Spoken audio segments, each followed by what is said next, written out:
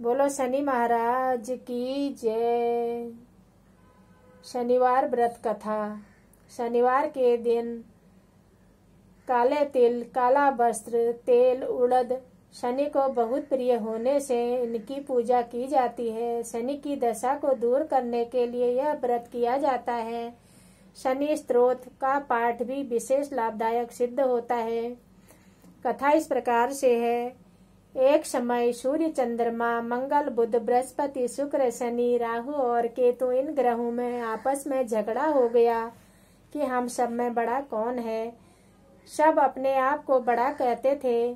जब आपस में कोई निश्चय न हो सका तब सब के सब आपस में झगड़ते हुए इंद्र के पास आए और कहने लगे कि आप सब देवताओं के राजा हो, इसीलिए आप हमारा न्याय करके बतलाइए कि हम 9 ग्रहों में सबसे बड़ा कौन है। राजा इंद्र इनका प्रश्न सुनकर घबरा गए और कहने लगे कि मुझ में यह सामर्थ्य नहीं है जो किसी को बड़ा या छोटा बतलाऊं। मैं अपने मुख से कुछ भी नहीं कह सकता हूँ। हाँ, एक उपाय हो सकता है। इस समय पृथ्वी पर राजा विक्रमादित्य दूसरों के दुखों का निवारण करने वाला है, इसलिए तुम सब मिलकर उन्हीं के पास जाओ, वही तुम्हारे दुखों का निवारण करेंगे। ऐसा सुनकर सभी ग्रह देवता चलकर भूलोक में राजा विक्रमादित्य की सभा में जाकर उपस्थित हुए और अपना प्रश्न राजा के पास रखा। राजा उनकी बात सुनकर बड़ी चिंता में पड़ गए कि मैं अपने मुख से किसको बड़ा और किसको छोटा बतलाऊं। जिसको छोटा बतलाऊंगा वही क्रोध करेगा। परंतु झगड़ा निपटाने के लिए एक उपाय सोचा। उन्होंने सोना, चांदी, कांसा, पीतल, शीशा, रांगा, जस्ता, अभ्रक और लोहा 9 धातुओं के 9 आसन बनवाए। सब आसनों को क्रम से सोना सबसे पहले और लोहा सबसे पीछे बिछाए गए। इसके पश्चात राजा ने सब ग्रहों से कहा कि आप अपने अपने सिंहासनों पर बैठिए। जिनका आसन सबसे आगे होगा वह अपने को सबसे बड़ा जानिए और जिनका आसन सबसे पीछे होगा वह अपने को छोटा जानिए। क्योंकि लोहा सबसे पीछे था और वह शनिदेव का आसन था, इसलिए शनिदेव समझ गए कि राजा मुझको छोटा कहना चाह रहे हैं। इस पर शनि को बड़ा क्रोध आया और कहा कि राजा, तू मेरे पराक्रम को नहीं जानता। सूर्य एक राशि पर 1 महीना, चंद्रमा 2.25 महीना 2 दिन, मंगल 1.5 महीना, बृहस्पति 13 महीने, बुध और शुक्र 1 महीने, परंतु मैं एक राशि पर 2.5 अथवा 7.5 साल तक रहता हूँ। बड़े बड़े राजाओं को मैंने बड़े दुख दिए हैं। राजन सुनो, राम जी को 7.5 आई और वनवास हो गया और रावण पर आई तो राम को लक्ष्मण ने सेना लेकर लंका पर चढ़ाई कर दी, रावण के कुल का नाश कर दिया। हे राजा, अब तुम सावधान रहना। राजा कहने लगा, जो कुछ भाग्य में होगा देखा जाएगा। इसके बाद अन्य ग्रह तो प्रसन्नता के साथ चले गए, परंतु शनिदेव बड़े क्रोध के साथ वहां से सिधारे। कुछ काल व्यतीत हो जाने पर जब राजा को 7.5 की दशा आई तो शनिदेव घोड़ों के सौदागर बनकर अनेक सुंदर घोड़ों के सहित राजा की राजधानी में आए। जब राजा ने सौदागर के आने की खबर सुनी तो अश्वपाल को अच्छे अच्छे घोड़े खरीदने की आज्ञा दी।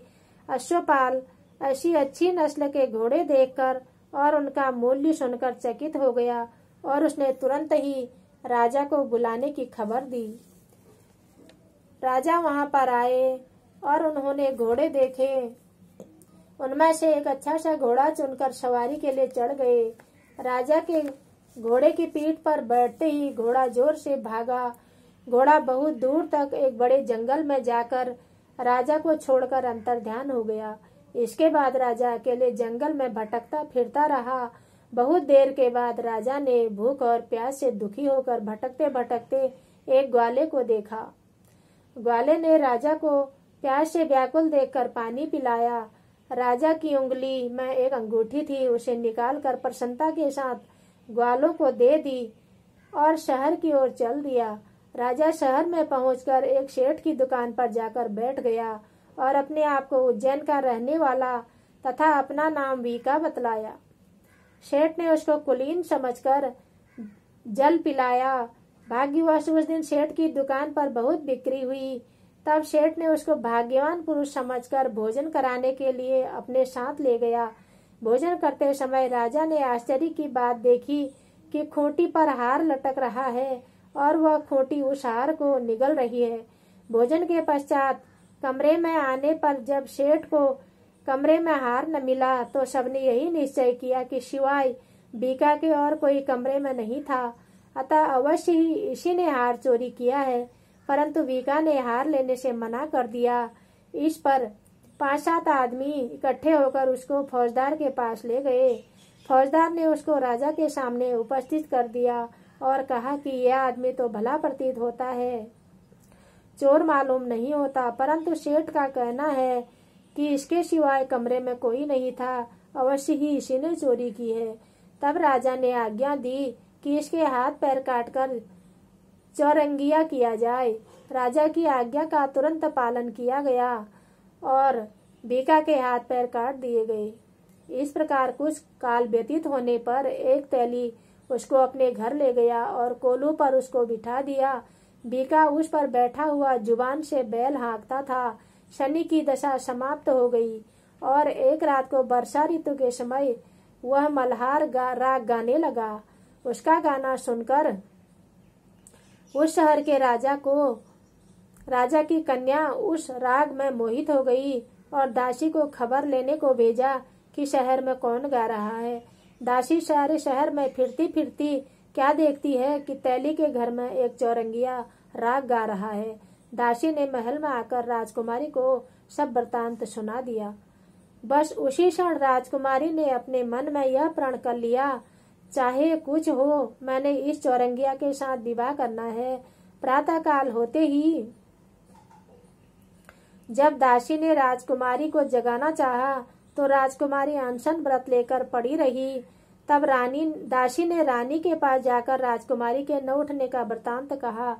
रानी ने तुरंत ही वहां पर जाकर राजकुमारी को जगाया और उसके दुख का कारण पूछा तो राजकुमारी ने कहा कि माताजी, मैंने यह प्रण कर लिया है कि तैली के घर में जो चौरंगिया है उसी के साथ विवाह करूंगी। माता ने कहा, पगली, यह क्या कह रही है? तुझको किसी देश के राजा के साथ विवाह करना होगा। कन्या कहने लगी कि माताजी, मैं अपना प्रण नहीं त्यागूंगी। माता ने चिंतित होकर यह बात राजा को बताई। तब महाराज ने आकर भी बहुत समझाया कि मैं देश देशांतर में तेरे लिए सुयोग्य वर ढूंढने के लिए भेजूंगा और तुम्हारा विवाह एक राजकुमार के साथ करवाऊंगा। कन्या ने कहा, पिताजी, अपने प्राण त्याग दूंगी परंतु दूसरे से विवाह नहीं करूंगी।